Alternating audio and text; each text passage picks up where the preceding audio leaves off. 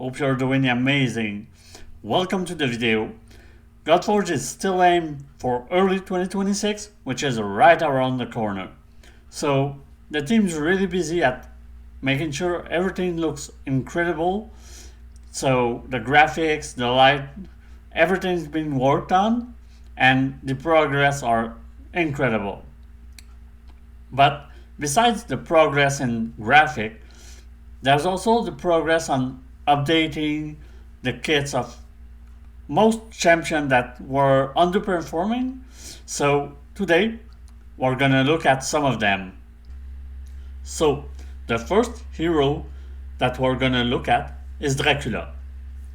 Dracula had an amazing kit in the alpha, but it was a little weird to use because his core and ultimate was kind of counterintuitive.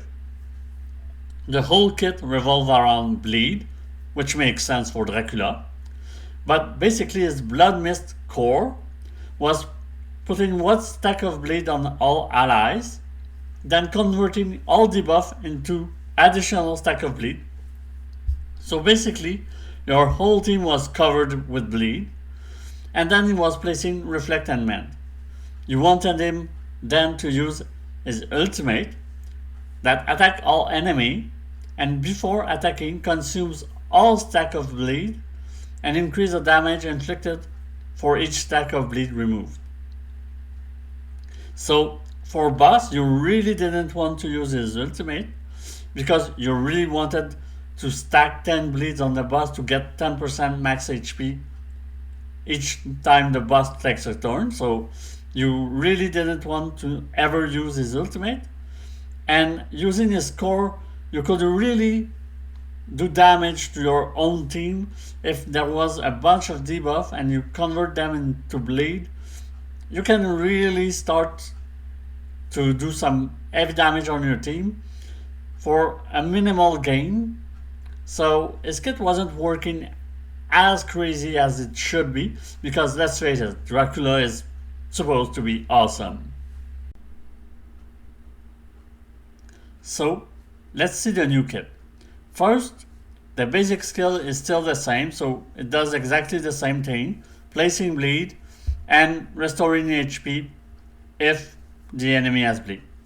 The core is now place 2 stacks of bleed on all enemy and remove 1 buff from each target. If a buff was removed, place 3 stacks of bleed instead. Then grants an extra turn. So we can really cycle his core and basic to keep putting a lot of bleed really quickly on the enemy. Then his ultimate. Attack all enemy 4 times as before. Before attacking, consume all stack of bleed on each target and increase the damage inflicted by 8% per stack of bleed consumed. Also destroys the target's HP for 10% of damage inflicted up to 60%. So he still consumes all the bleed. So for boss it's not ideal because you really don't want him to use his ultimate. You prefer to have 10 stack of bleed unless that move is really crazy strong. You really prefer to keep the bleed and get an 10% max HP per turn on a boss than to consume all the bleed and needing to reapply them all over again. So it's not ideal, but it really has a big synergy in terms of placing the bleed, taking back the bleed, and then doing damage. Then, for the passive, at the start of an enemy turn, if they are under bleed, increase the damage of the hero next attack by 10%. At the start of an ally turn, steal 5% of their current HP and increase his divinity by 2%. So basically, he's stealing health from all of his allies to get more divinity and get more of his ultimate, which makes sense with the lore of Dracula, and as a brawler it really gives him some survivability. And so for a boss fight you might just not use ever his ultimate and keep the boss under bleed with a 10% increased damage for Dracula. Or you might still consume the bleed and just get some heavy nukes. Depends on how the boss is susceptible to the bleed max HP damage. But basically, for most boss, you're probably never gonna use the ultimate. Next, we get the sun god himself, Ra. So, the basic ability of Ra was attacking one enemy and placing blaze for one turn, and if it was a crit, then activating that blaze. His core was attacking all enemies and placing the big version of blaze for 3 turns, while also increasing his crit damage for each blaze placed. Then, his ultimate was attacking all enemies 3 times, removing blaze like Dracula from all enemy and allies, and increasing the damage inflicted by 15% for each blaze removed. So, an interesting kit that really revolves around placing blaze, taking back blaze, and nuking. The initial kit of Ra wasn't bad at all. He was doing some good damage, but it's really about the synergy in the team. I think he didn't find a place against, well, it wasn't great against Treasure Golem in the alpha, and for Fafnir, placing Blaze on Fafnir wasn't a good idea.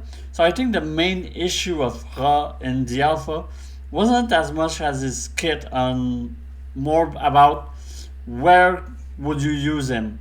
There was simply better options, but let's see how they improve that awesome sun god. So, just like Dracula, they didn't touch the basic skill. It's doing exactly the same thing as it was before. So, for the core, it starts the same. Attack all enemy, a 75% chance to place Blaze big version for 3 turns. But then, if this ability defeats an enemy, decrease its cooldown by 1 turn to really cycle the core and the basic, so really getting those AoE nukes as often as possible and getting as many blaze as possible. So really interesting core. Then his ultimate, Solar Convergence.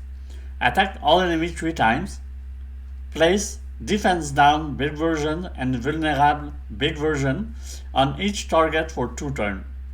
If an enemy is defeated, increase the duration of blaze on all enemy for 1 turn.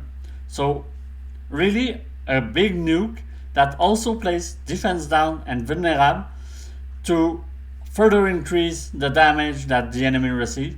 So really interesting synergy.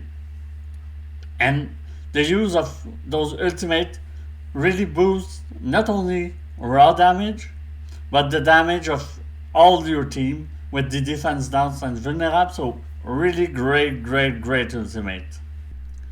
Finally, is passive. When any blaze on allies or enemy are activated, expire or removed, increase the damage of the next ultimate by 5%. Also has a 50% chance to activate Blaze on any attack. So really further boosting damage for any Blaze that are either activated or removed, expire. So really maximizing the raw power of that awesome ultimate. So overall, Ra is gonna be one of the greatest damage dealer with 2 of the most beneficial debuff to boost the damage. So Blaze, vulnerable, defense down.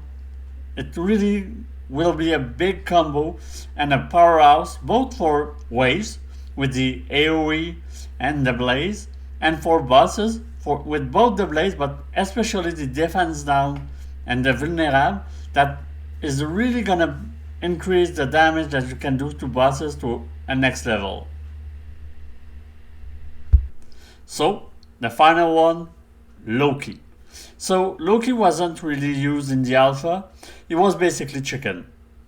The main reason was, first, it didn't bring anything useful for any of the boss, and secondly, it wasn't that useful against wave either. So his basic was attack one enemy and place charm on the target for one turn, and charm basically takes one attack that would go to Loki and get the attack instead. He was then on the core placing taunt on all enemy for one turn. So basically, he would taunt enemy would try to attack Loki, but it would be once redirected to the charm target. And he was also placing Aether Burn, big version. That means the enemy with Aether Burn would most likely weak hit. It wasn't super useful, and the big thing that could be useful was his ultimate, attack all enemy and place Confuse. Confuse was hands down the best disable in the game, but it was kind of long to get the ultimate to finally get the big useful move. So basically, it didn't really see any playtime. So let's see how they changed Loki's kit. So first of all, just like for Ra and for Dracula, they didn't touch the basic skill. So the basic skill is still the same.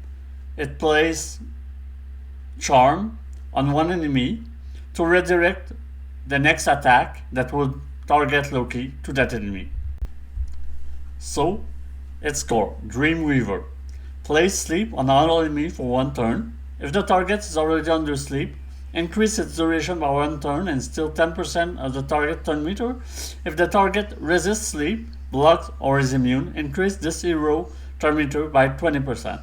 And sleeps makes you skip your turn, but also you receive 30% more damage, so it both crowd control and it helps the rest of the team do damage to the target. Next, the ultimate, Shadow Step. Attack all enemy and place Corrupt, which steals buff from when the target is trying to buff, and place Vanish and Reflect on this hero for 2 turns. Vanish disable the targeting, and reflect any debuff Loki will receive. So basically, he won't be targeted, he's gonna reflect debuff, and he's gonna steal buff that the enemy would have received. And it's an AoE.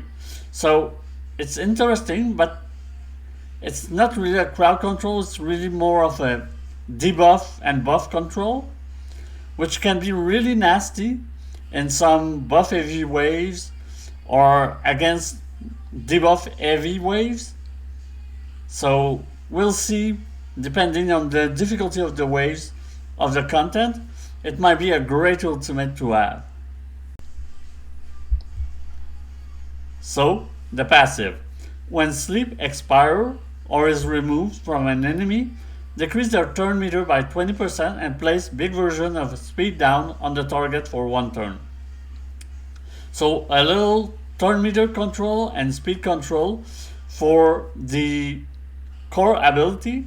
So basically, you could sleep them, they lose their turn, and then their turn meter is decreased and their speed is decreased.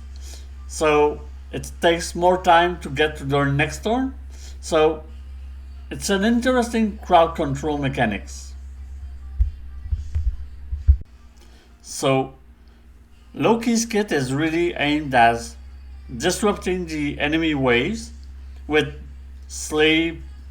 It's not as crazy as an AoE Confuse that could really mess up the enemy wave by everyone attacking their allies, but an AoE sleep is still very interesting, and he has a good buff and debuff control, so it can really mess up some heavy buff waves or some heavy debuff waves. So it could find some use in many teams, but it's really gonna depend on who you get, because it's not gonna be like the alpha. You're not necessarily gonna get as many champions, so sometimes you might have to do with what you. So I do hope that you enjoyed the video, that you're excited about those heroes, and the fact that we're gonna play Godforge really soon. So let me know who between Loki, Dracula, and Ra you're most excited to play with, and see you soon in Godforge.